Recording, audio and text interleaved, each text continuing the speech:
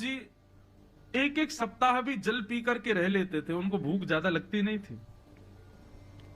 लेकिन आज तीसरा दिन ही प्रारंभ हुआ और सुबह उठते ही माधवदास जी ने जैसे ही स्नान किया, स्नान करते ही उनको भूख लगने लगी। इतनी जोर की भूख लगी महाराज की अब तो वो व्याकुल हो गए। माधवदास जी मन में विचार करें कि इतनी व्याकुलता मुझे संपूर्ण जीवन में नहीं हुई, मुझे इतनी व्याकुलता क्यों हो रही है, मुझे इतनी भूख क्यों लग रही है, मुझे इतने अन्न की प्यास क्यों लग रही है। फल ढूंढने लगे, नहीं फल मिले तो व्याकुल हो गए, कहां जाऊं, क्या खाऊं। तभी एक गांव दिखाई दिया, माधवदास जी दौड़ करके गए और किसी का गेट खटखटाने लगे। एक बुजुर्ग मैया बाहर आई, बोले मैया मैं आपके आगे हाथ जोड़ रहा हूं, मुझे आप कैसे भी करके कुछ पवा दीजिए, मुझे बहुत तेज भूख लगी है। अरे बाबा ने डटो बिराजो, बोले अब रुकने का समय नहीं है, कच्चे चावल बन जाए, रूखी रोटी दो, कुछ भी दो, और कुछ नहीं तो आटा ही दे दो, मैं खा लूंगा, मेरा पेट भर जाए।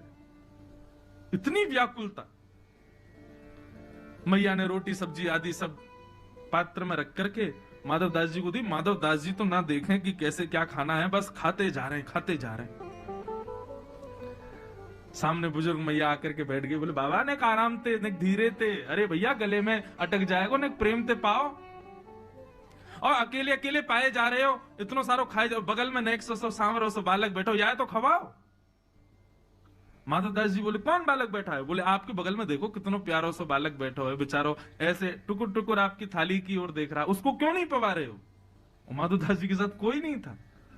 माधवदास जी बोले मैया मैं अकेला बैठा हूं, यहाँ पे कोई नहीं है मेरे साथ। अरे बाबा मुझे तो लगा भूख रोटी चावल देख करके आप ये भी भूल गए कि एक नेक्स्ट से बालक आपके बगल में बैठो। माधवदास जी बोले बैठा कहाँ है, मुझे तो नहीं दिख रहा। बोले बगल में बैठा है। बोले कैसा दिखता है बताओ?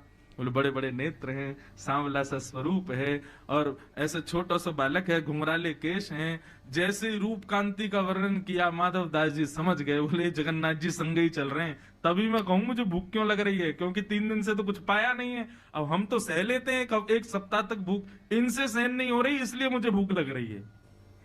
माधवदास जी को तो दिखे नहीं ठाकुर जी। माधवदास जी प्रसाद पा करके बाहर आए, नेत्र बंद करके जगन्नाथ जी का स्मरण किया, बोले जय जय, मैंने मना करी ना, आप मत चलिए, आपसे भूख सहन नहीं होगी, आप आ गए। बोले कि अब हमारा विग्रह जगन्नाथ जी में बैठा है, लेकिन आत्मा से तो प्राण से तो हम आपके संगी वृंदावन जा रहे हैं। और निश्चित मानो माधवदास, जब कोई जगन्नाथपुरी से वृंदावन जाता है ना, तो मैं एक क्षण के लिए उसके संगी जाता हूं, फिर आ जाता हूं वापस। लेकिन एक बार को कोई वृंदावन जाए तो मुझे इतनी रुचि लगती है कि मैं उसके संग ही जाता हूं।